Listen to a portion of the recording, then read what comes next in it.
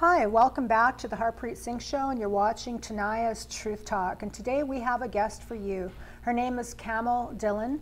She is the author of The Black and Blue Sari, and she is a domestic abuse survivor. So welcome to the show, Kamal. Thank you. It is so nice to have you back. And, you know, being that I'm a former domestic abuse survivor myself, hearing your story has really tugged at my heartstrings. And I wanted to just get into a little bit about how you ended up falling prey to being a domestic violence victim. Yeah, thank you for having me on the show. Thank you. I got into this marriage at a young age, Yes. arranged marriage. And I thought I was going to be a princess. Mm-hmm. I had all this fairy tale, you know, outlet, I guess, overview of what marriage should be about. Right. And I went into this marriage thinking it's all going to be beautiful, rosy, and you know, my in-laws were very, very wealthy, influential, and I just had no sense of abuse ever. Right. And it only took a day to actually see what abuse is about, verbal abuse. Now, was this one day after you were married or after you had started the courtship with your husband? It was the day after. After you got married? After I got married. So how did that affect you once you were married and you'd realized all of the sudden change? Because I'm assuming that he was quite charming until you married him. That's right, and that's what attracted me to him, because he was so charming. Okay. And not only was he charming, but he was so respectful to his elders. You know, that's quite common with a lot of sociopaths, is they're very quite charming, Yeah. and you know, there's a lot of desensitization there. And when did you realize that this, like for the first time, that this had totally gotten out of hand and you went, oh my, because also in your culture, you get married, you stay married, that's it.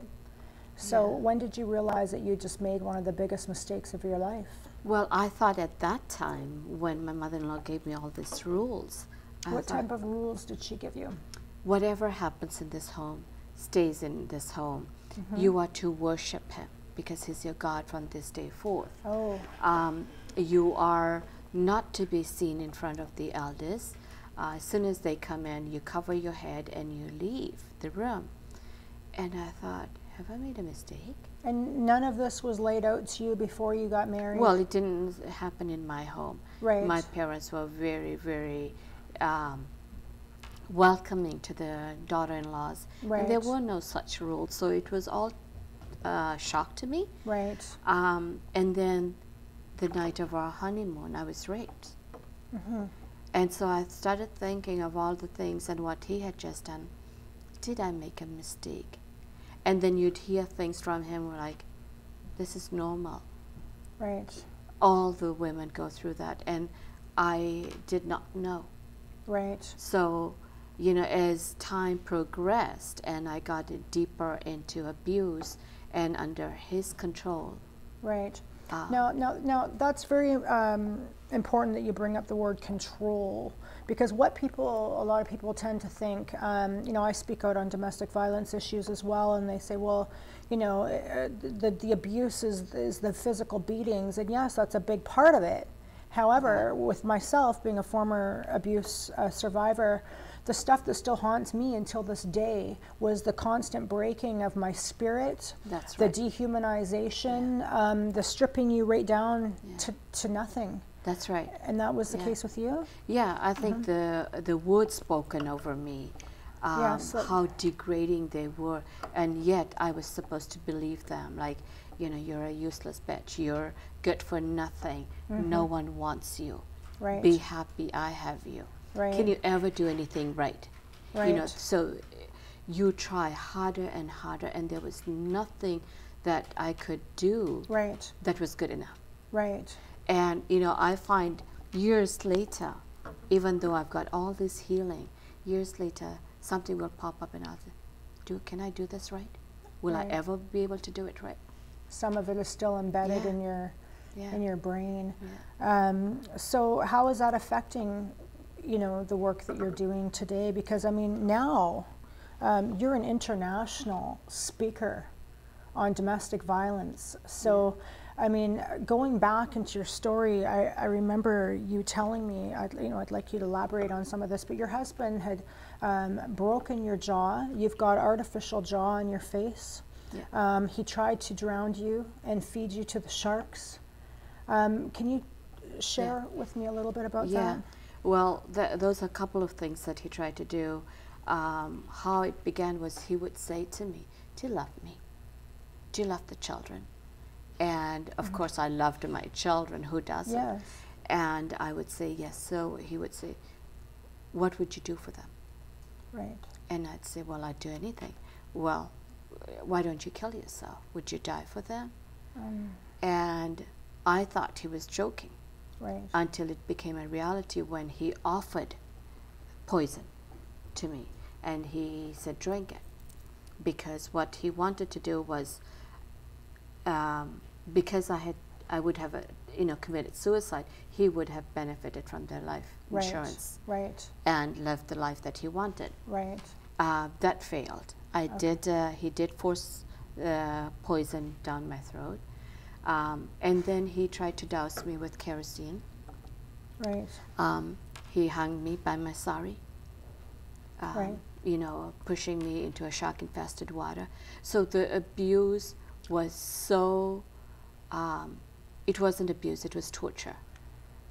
You know, you and I have some parallels there, because I remember before, when I interviewed you before as well, that you had told me that he was so charming and his family was so influential that he had this ability of turning it back on you to make you sound like you were crazy.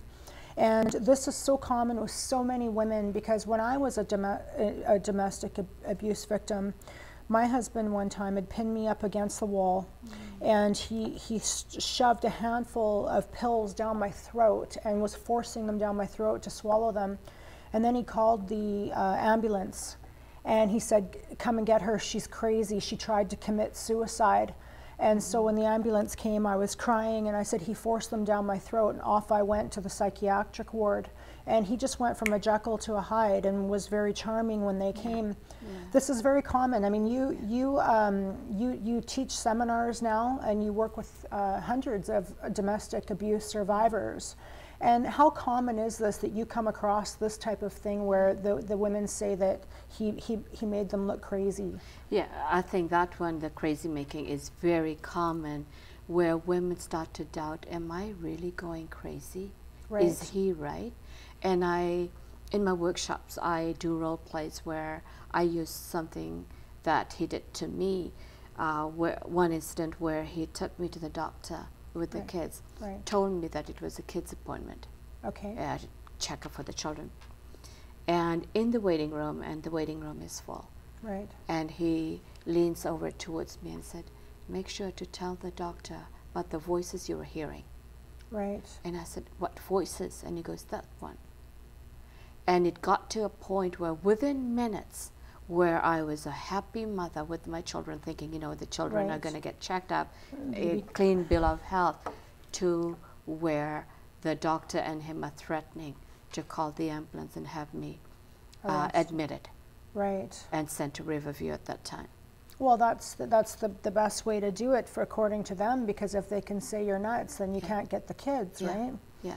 Yes. So, you know, you wrote this book, and it's called The Black and Blue Sari. Why did you name it that?